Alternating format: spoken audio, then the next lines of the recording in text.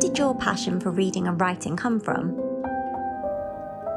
I learned to have pleasure in reading simply because the stories, I love stories. And at first, when you're a child, of course, the stories are told to you. And in the way that we grew up, children are, I suppose this is true of all cultures, but children are entirely the responsibility of the women.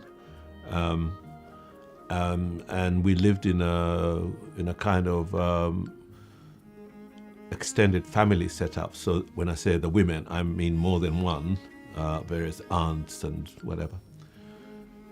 And it was really very nice sometimes to just sit nearby while they're telling each other these stories, or indeed sometimes including us. So it started like that, but then when you learn to read, there are books, not very many at the time. I remember the Aesop's Tales, for example, in translation, of course, in Swahili, being one of the earliest books that I was able to read at school. But that's not the same thing as the reading that comes later.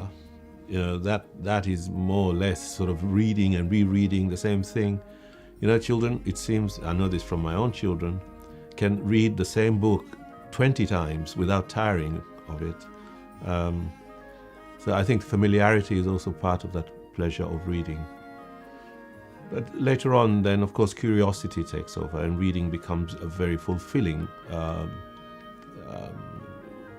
exercise because you learn as well as enjoy and so on. Was Aesop's Fables your favourite book as a child? I don't think Aesop's Tales was my favourite. It was, I think, my earliest, but I do remember the pictures because it was, of course, for a child's book, you know, lots of illustrations and that kind of thing. And I do remember, and that picture of the fox leaping for the grapes has stayed in my mind forever. Do you think books you read as a child can have a big impression on you? Yes, and also just simply some of the stories that you hear. You may not remember always the experience of reading, but some of the stories remain for a long time.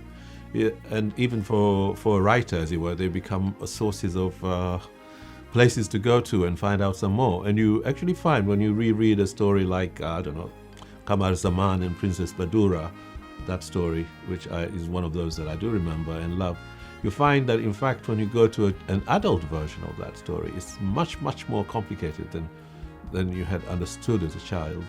And so there are kind of layers in those stories that you read as a child, which then become possible sources of adventure, reading adventure, I mean, later on.